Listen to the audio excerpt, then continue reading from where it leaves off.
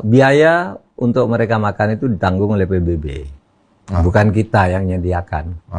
Kita di APBN tidak ada, di APBD juga tidak ada. Itu PBB, tinggal klaim aja. Oh, jadi banyak yang menyangka itu ditanggung oleh pemerintah gitu? Enggak. Pemerintah tidak nganggung itu. Kita melindungi aja. Dan itu ada yang sampai bertahun-tahun, sampai sekolah, sampai punya istri, sampai apa. Itu yang nanggung UNHCR tadi. Menurut persetujuan tadi ya? Iya. Walaupun Indonesia sebenarnya tidak tanda tangan di situ. Tidak tanda tangan. Mereka itu tujuannya mau ke Australia, mau ke Malaysia dan negara-negara lain. Indonesia itu hanya tempat transit. Nah, di situ menopang juga masalah perdagangan orang. Karena seringkali mereka masuk, ditampung itu, 2 hari kemudian sudah pada menghilang. Kemana? Ada yang bawa lewat laut, lewat sampan, lewat apa tuh dijual lagi ke negara-negara tujuan. Iya, tapi kok makin lama makin banyak. Iya. Makin lama melalui Indonesia jadi tujuan karena dianggap ini penolong, tapi ternyata ada perdagangan orangnya. Tujuannya tuh yang banyak ke Australia. Nah, Australia sekarang nolak meskipun dia ikut tanda tangan tahun 51 di PBB.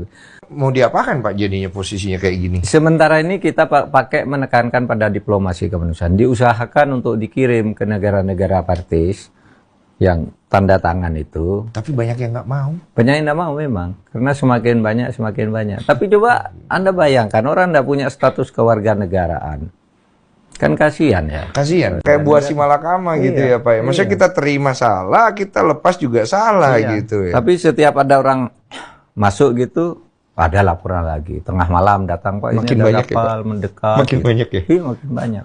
Ini yang Bapak perlu menjawab, katanya Bapak udah tahu belum isu di luar? Udah tahu sih. Saya beritahu ya Alvin Lim ini, dia ini seorang yang karena satu tindak pidana dijatuhi hukuman.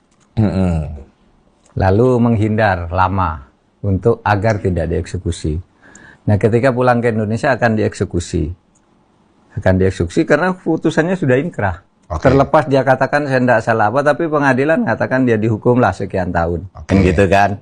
Terkait dengan kasus Sambo ada di luar. Nah, Sambo itu diletakkan di Cipinang itu hanya sebentar, tapi langsung dipindah ke Cibinong. Boleh kan orang minta pindah penjara atas pertimbangan tertentu, saya minta di penjara di Cibinong, di Cipinang, atau di Salemba. Saya selama berada di Cipinang, tidak pernah lihat Sambo. Saya tanya kepada orang-orang sekitar, tidak ada Sambo katanya.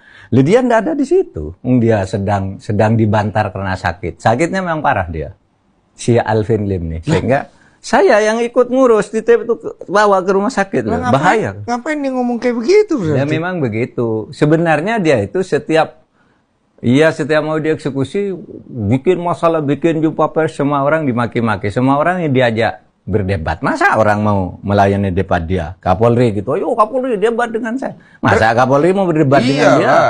Ketua Mahkamah Agung, ayo debat. Ayo Jaksa Agung kalau berani, gitu-gitu. Nah sekarang saya yang kena, tapi saya tidak peduli sama dia. Karena Anda tanya aja, makanya saya jawab. Sebenarnya Anda terlalu bernilai. Karena kan sebenarnya gini, ini kan jangan sampai memperburuk reputasi, Pak. Iya, makanya ya saya beritahu masyarakat itu Alvin Lim itu begitu. Coba sesudah ini nanti beredar podcast ini, wah dia nantang lagi nanti. Hasil sudah semua orang ditantang dia. Bapak udah baca strateginya. Udah tahu. Cari aja di jejak digitalnya Alvin Lim.